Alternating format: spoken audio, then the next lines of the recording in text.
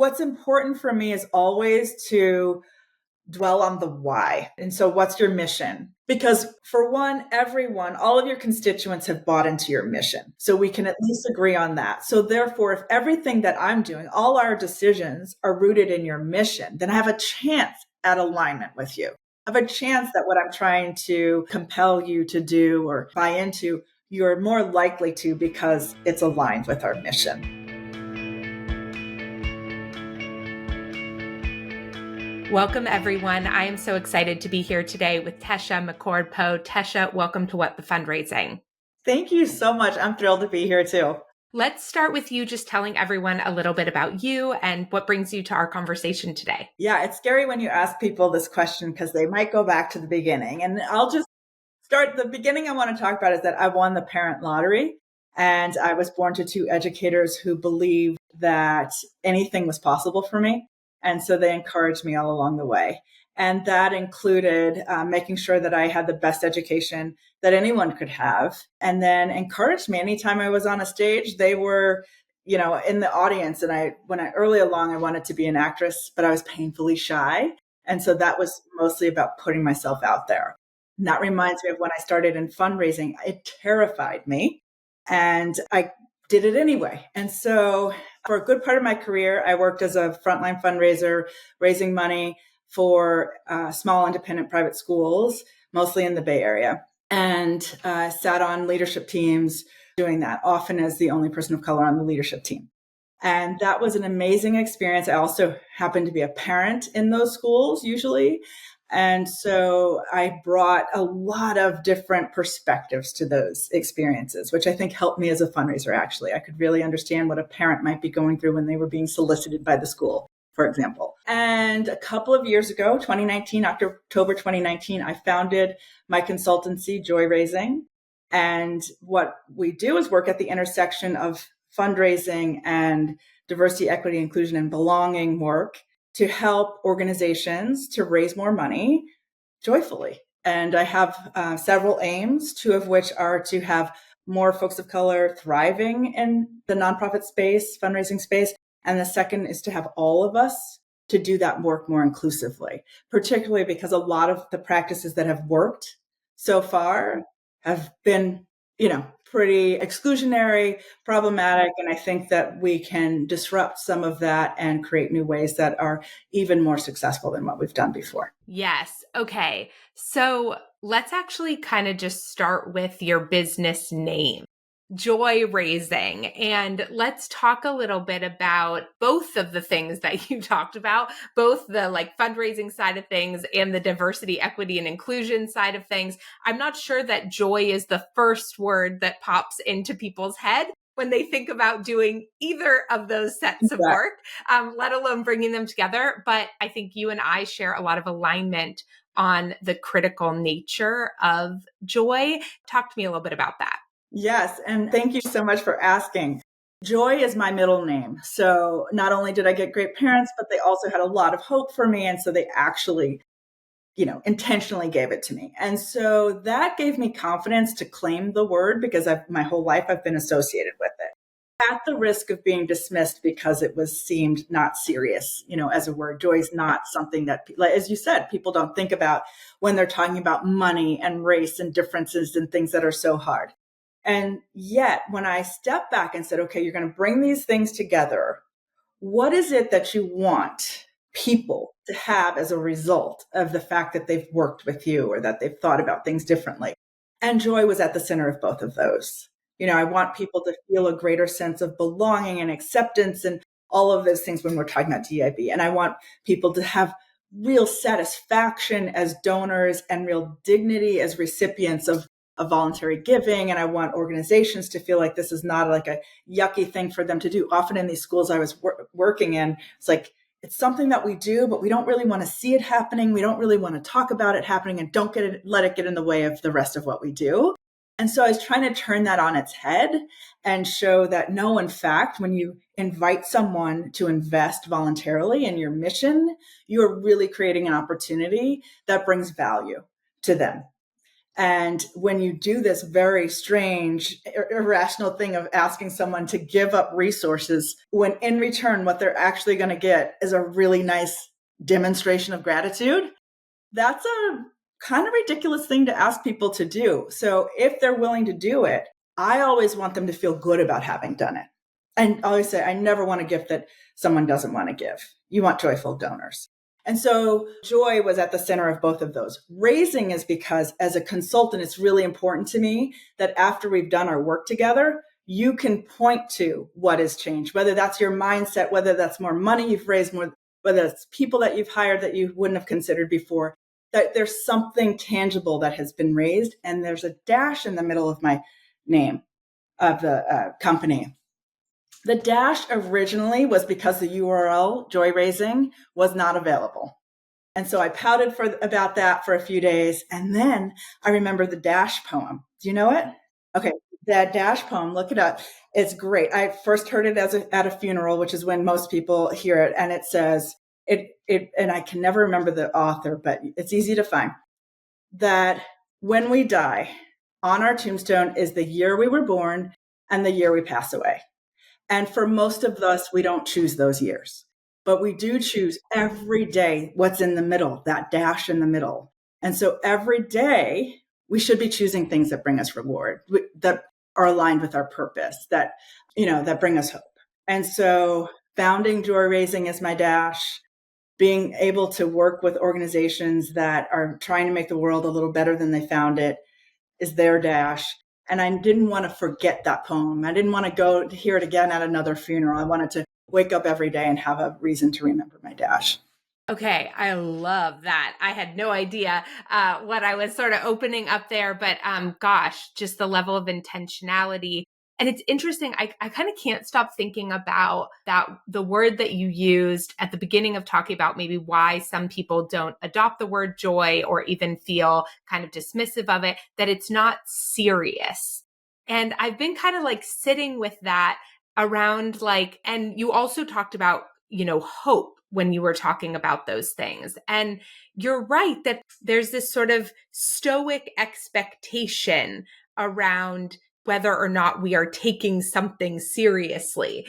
But what happens when what we're trying to quote unquote take seriously actually requires hope and joy in order for people to take action, right? Like we want our donors to be seriously committed to our causes, and we want them to feel hopeful that they're in the right place for solutions. We want them to feel good and joyful in connection with us, like all of those things. And we don't seem so capable always of holding the nuance there.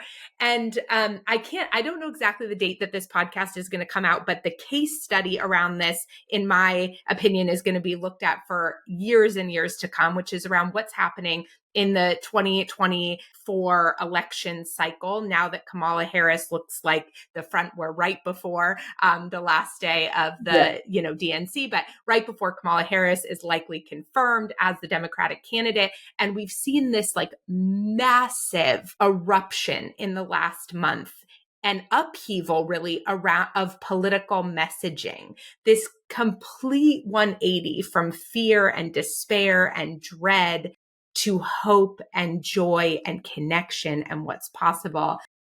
So what do you make of all that? Yeah, it's interesting. So I'm heading to Chicago tomorrow. I had a standing facilitation with the school that I couldn't change. So I couldn't get there yesterday when it started, but I will be there starting tomorrow just to be in the city. I'm from Chicago.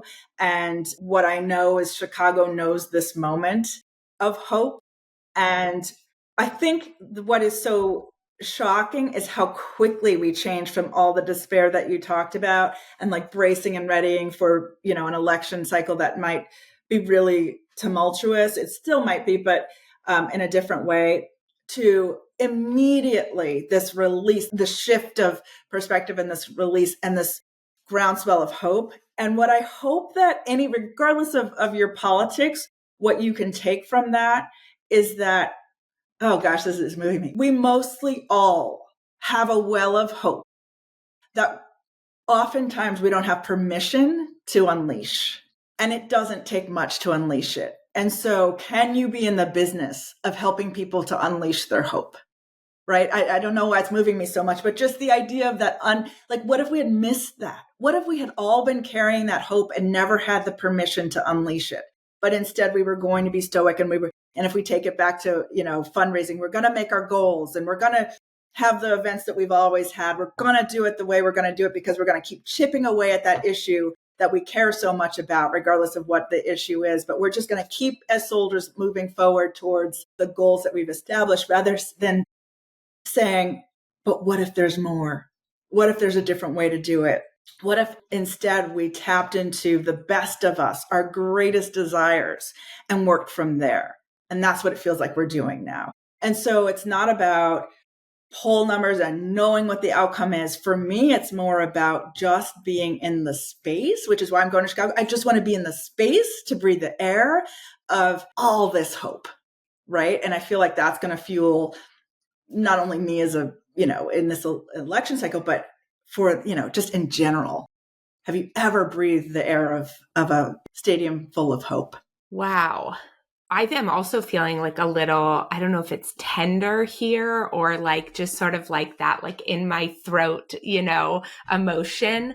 And I think it's so important for us to experience hope and possibility. I mean, for so many reasons, right? It's like we can only create the world that we believe is out there to be created, right? Like no action comes from despair or dread or, all of those things lead to, oftentimes so much dysregulation that we're in states of paralysis, right? We're not taking steps forward. So many people were in this place of like, what's the point? And we watched it in giving. I mean, we haven't even talked about the amount of money raised in the last month, right? Exactly. Like think about what just happened, like everybody. And so I think what's also really powerful is how good it feels, right? Like how good it feels to be hopeful, how good it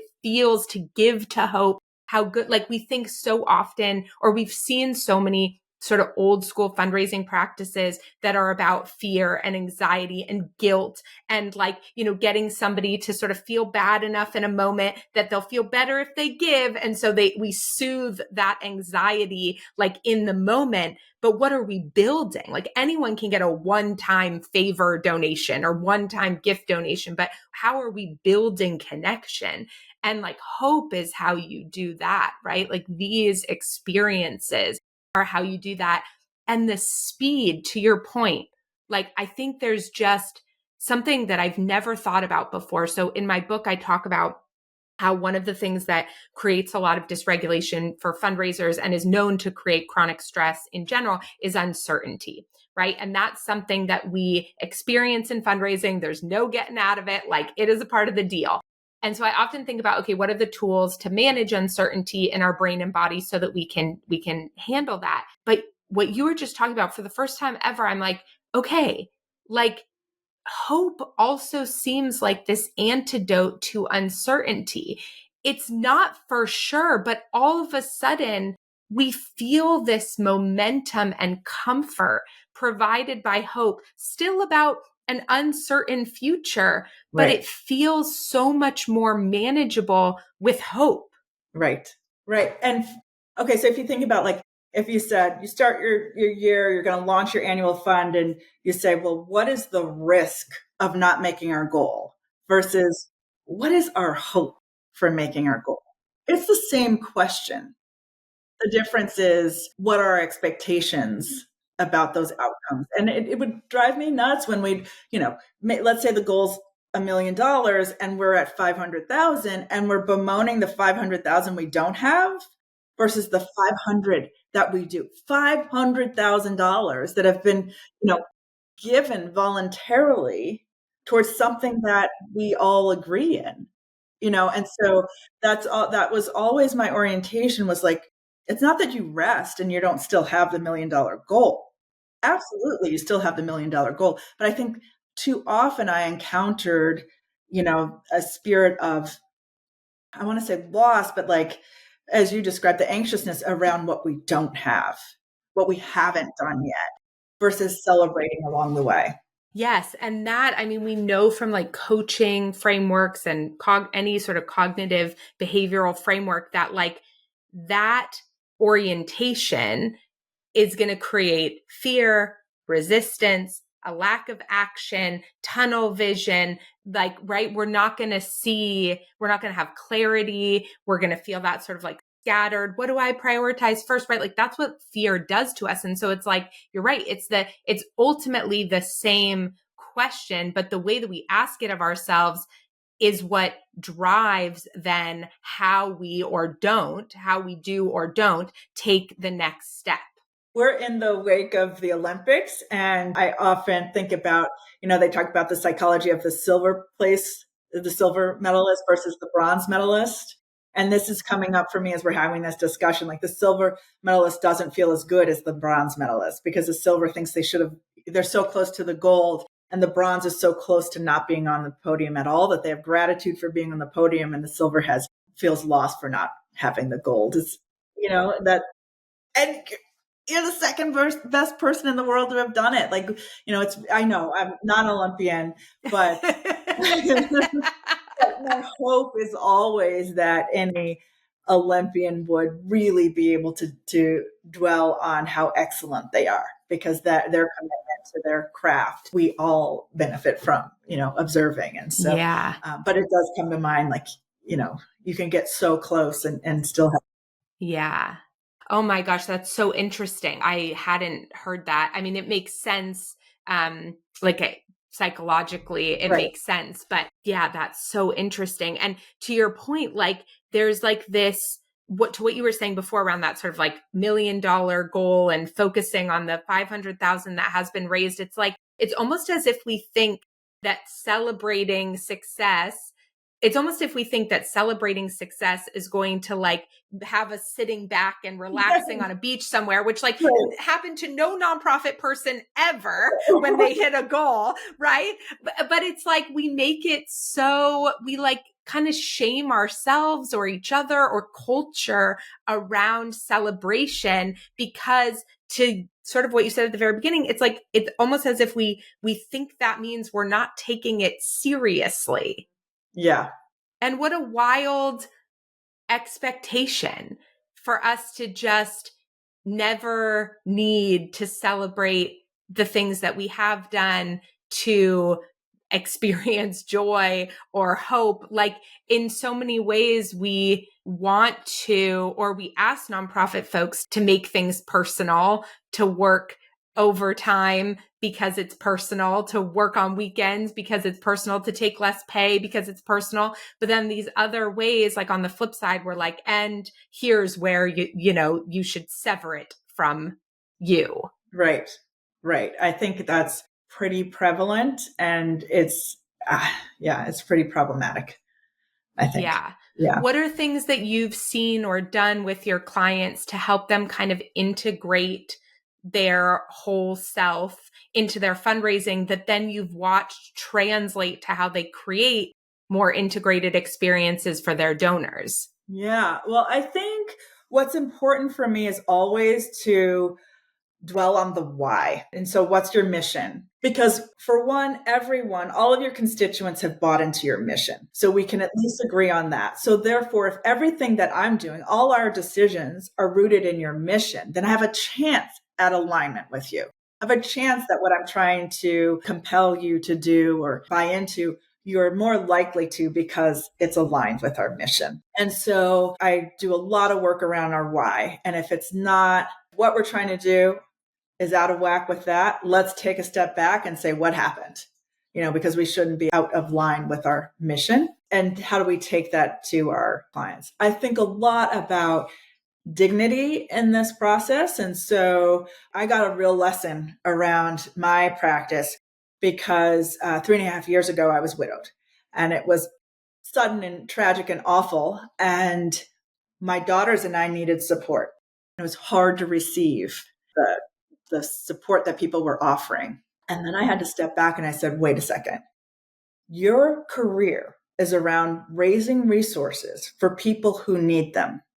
And you're expecting those people to accept those resources and be okay with that because you've worked so hard to get them and they're so well intended. It's coming from such a good place. But now when people with out of just a sheer love for you are trying to support you, you're having trouble because you're embarrassed or you have shame about the need. It's like, wait. You've got to make sure that the people that are receiving can have dignity in the receipt of it, because shame is awful. Pity I hate that. I hate being the recipient of pity. And so I needed in my own practice to make sure that I was not enabling pity. And that was really helpful. And so when you think about what am I doing with my clients, there are conversations like that, right? Would you be willing to be the recipient on the end of the description that you've described of the need, right? We are not saviors. We're people who care.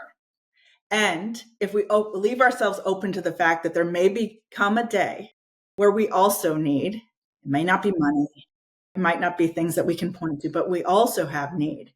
You have the humility to be willing to put yourself in their shoes, truly, not with the same issue, but with that you might have a need. Because I think often, we talk about giving as a way, we talked about it as a antidote to guilt about what we have. Isn't that really problematic? Because so often there's so much privilege in the ability to give. And so, deal with that before you start bringing it over to someone else to have to carry for you. Gosh, there's something here around the relationship to what you're talking about right now, in my opinion, with that hope conversation too, right? Is that hope driving investment in things, in changing systems, in supporting community members who have been inequitably disenfranchised from having access to the things that your kid has access to, and recognizing the hope of what a community looks like that continues to address this problem. Like, it feels like those things can happen together almost, that hope can be such a powerful framing that then becomes a more equitable framing. And I wish, again, going back to the speed at which we shifted, this whole thing. I had a chance to speak to an organization that deals with the issue of food instability. And I actually sit on a board of an organization that wants to bring better food to more kids. And so one of the things that's so striking to me about this issue is that we actually have enough food in our country for no one to be hungry. But food instability is such a big issue. Billions of dollars that we spend trying to figure out how to, and so I wish, and it's very complicated, and I don't want to present it as if it's a simple issue to solve, but at the core of it, it actually is we just need to have the will, we need to have the vision, we need to have the direction to solve it. But we have to have hope that it's solvable, because otherwise we're going to spend money on it in ways that are never going to solve it, right? And it's way bigger of an issue than I have, the mental capacity to solve, until we can collectively decide that we will. And something you're saying that I'm hearing in that, tell me if I'm right, is permission in that journey to change our mind, which I think is something that this election has also demonstrated, right? People are really digging their heels in around Biden. He's the candidate. I'm standing by him. We're seeing people asking for this earlier. Everything was digging in, and then it flipped. And we are allowed to change our mind. We are allowed to change our direction. We are allowed to say this thing we have been trying to get to work isn't working, and we see another path forward, and to bring people along on the journey. And I hear that in what you're describing too. Yes, it's big, it's complicated, and probably there are a lot of people holding on to their way or what they said would solve it, that they know isn't really solving it, but they said it would. And so what it really takes is bold leadership and flexibility, and the permission we need to give ourselves to change our mind, change our approach, and then bring people along. I think we also have the opportunity to really examine, what are we fearing? Why are we so, right? What do we fear? And if we allow ourselves to do that, then we can see that what we fear is actually not a truth, and be okay with the release of that. It may have served, some people for a long time really well, but it's really refreshing. Like her choice, her number, her vice presidential choice is such a representation of that very issue. What do we do when we allow ourselves to release ourselves of our fear? Okay, that's the perfect note to end this on. Tell folks where they can go to learn more about you and your work and connect with you. I'm so grateful for your time today. Yeah, well, I'm grateful too. And, we haven't known each other long, but it felt like lots of great synergy. So I'm looking forward to all that we'll do in the future. I'm at joyraising.com. I'm on Instagram and lots of activity on LinkedIn. And I do a few convenings. One is called the Academy. That's going to be September 27th. I don't know if it'll be done by the time this releases, but it'll be annual. And then the Summit, which is in Chicago for folks of color in philanthropy. And I'm, just really enjoying all the ways that I've been able to connect with people who are interested in really opening the aperture of who we have in this space thriving. Thank you so much for joining me. Yeah. Take care.